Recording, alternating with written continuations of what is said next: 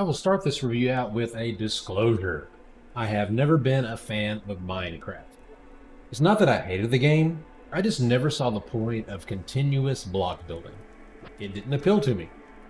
I also remember when Mojang was one of the few independent studios left and sold to Microsoft. That did sting a little. However, I give credit where credit is due and say that I really did enjoy this game. I did not get early access, so I started playing Minecraft Dungeons when it came out on my Game Pass subscription. My first experience was setting it up to play with my kids. I thought a game we could all play together would be really fun, and it is. More on that later. This game is just plain fun.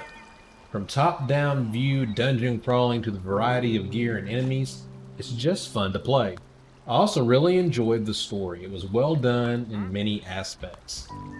I will not give anything away about the story because I really believe you should enjoy that part for yourself. Leveling is much like other games. Killing mobs gains you XP as you run through an area. You can get loot from mob kills as well as chests that are found throughout the dungeons. There are also hidden chests and off-path areas that encourages you to explore the entire map and not just follow the objective marker.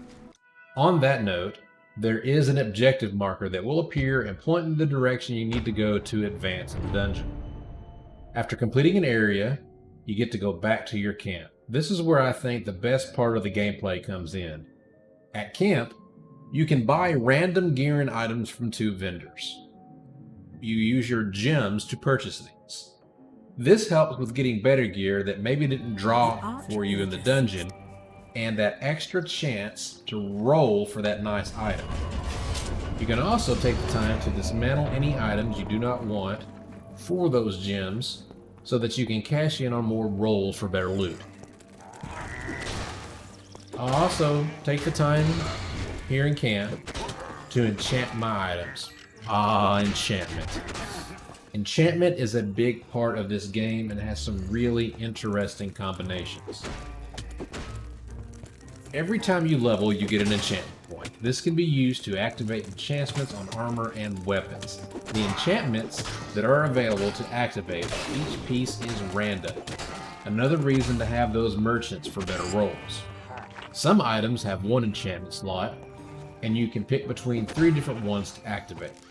Some items have more. During my play, I have had items with 2 enchantment slots. Each enchantment has 3 levels, each requiring more points to activate. My favorite has been one that decreases the mob's damage done to you by 20, 30, or 40%. I have combined that with AoE effects for some really great combinations. Once, while playing with my kids, we had a hard time defeating a giant golem. With my 40% decrease buff on him, and a mushroom that increased my attack speed, and an added totem that did AoE healing, I just stood there and killed it in fairly short order. Those are the good. Now let's talk about some of the bad. There is no cross-play. I got the addition on my PC so that my kids could use my 2 Xboxes in order for us to play together.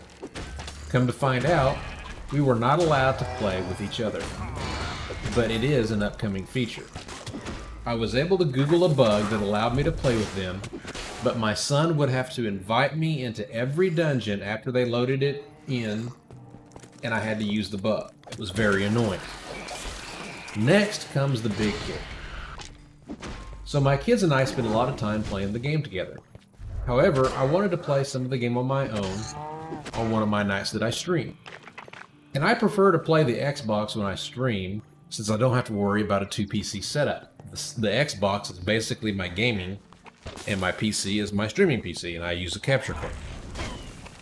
So I loaded in, and I found out that my character I had spent all that time building was not on Xbox. Characters do not transfer across platforms, and there is no bug to counteract this effect. I find that unacceptable in this day and age. I'm not even talking about leaving the Microsoft ecosystem here. We're talking about PC and Xboxes. Still yet, cross-platform save was not available. This brings up a really big point.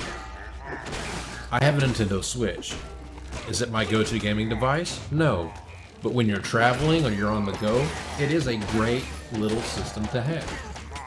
If I were to go on a trip, spent several hours crawling dungeons and getting cool loot, and then I get back home and I want to jump on my Xbox and PC, those items would be missing. It's 2020, Mojang, Microsoft, what are you guys doing? Now, I'm not saying this hasn't been a problem for a long time. It has. PlayStation, PC, Xbox, it's been a long time war.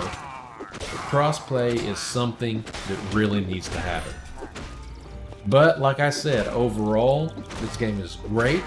It's a lot of fun, and I think you guys would really enjoy trying it. This is Binary Atlas. If you enjoyed the video, please hit the like, subscribe, the bell button, all those standard things. You can catch me on Twitter at Binary Atlas, and all the major streaming platforms at Binary Atlas. I will see everyone next time.